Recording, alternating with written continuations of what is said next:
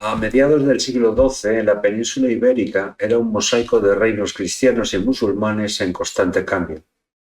En este contexto, la relación entre Alfonso VII de Castilla y León y Alfonso I de Portugal combinaba rivalidad, diplomacia y ambición territorial. Desde la proclamación de Alfonso VII como emperador de Hispania en 1135, cualquier intento de autonomía de territorios vecinos, como el emergente Reino de Portugal, era visto como un desafío directo a su autoridad. Retomamos la narración del vídeo en 1126, cuando Alfonso VII fue proclamado rey de León y Castilla.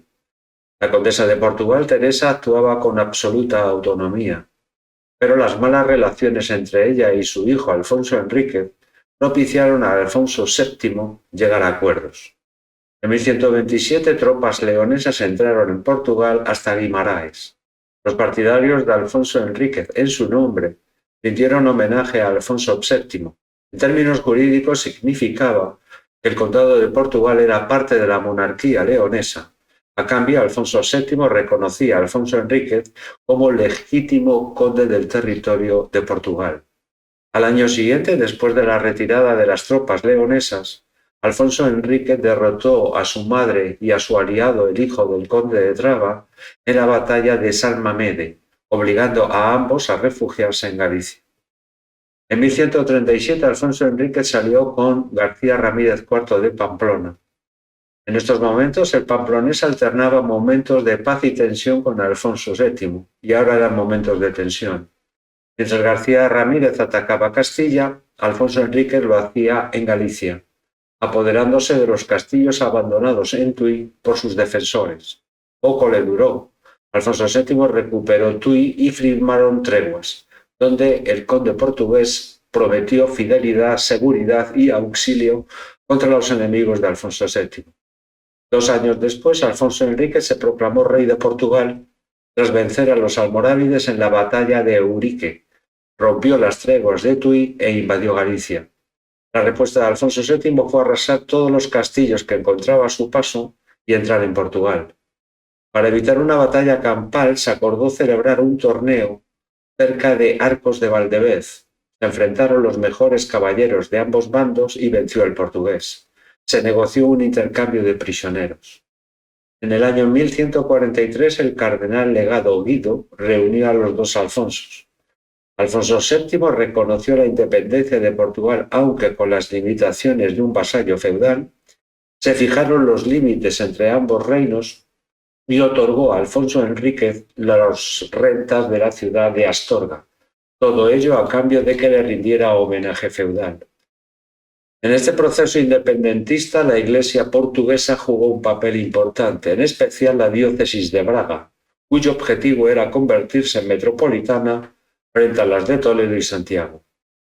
En 1144, para estar menos atado al vasallaje de Alfonso VII de Castilla y León, Alfonso Enríquez prestó homenaje a Roma. Se comprometió con el Papa Lucio II al pago de un tributo anual.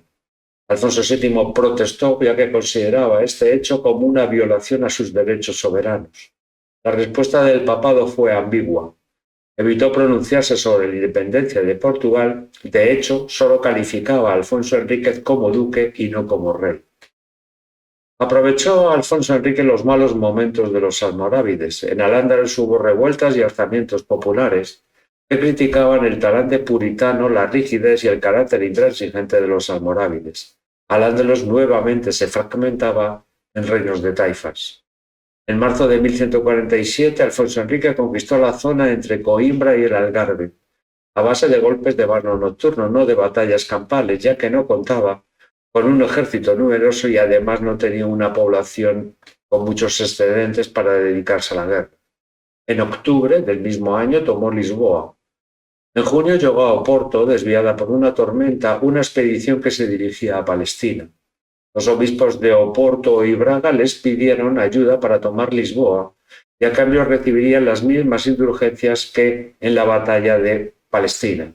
Aceptaron con una condición: el reconocimiento de su propiedad de todos los bienes muebles que obtuvieran y de todos los rescates de los prisioneros. El asedio duró 4 meses. Tras la toma de Lisboa no se consintió a los musulmanes que permanecieran en la ciudad. Alfonso Enrique consiguió dominar toda la línea del Tajo sin mucha resistencia, pero no pudo continuar con su política de expulsión de los musulmanes de las ciudades tomadas, porque tenía escasez de mano de obra campesina. Estas victorias consolidaron el prestigio de Alfonso como caudillo, y a la muerte de Alfonso VII en 1157, Alfonso I de Portugal ya era rey plenamente reconocido, con un reino en expansión y una corte establecida. La historia de Alfonso VII y Alfonso I de Portugal refleja la complejidad de la Edad Media, un emperador que buscaba imponer su autoridad y un rey emergente decidido a crear un reino propio. Su relación fue tensa, estratégica y decisiva, marcando el inicio de la independencia efectiva de Portugal y dejando lecciones sobre el equilibrio del poder en la península ibérica.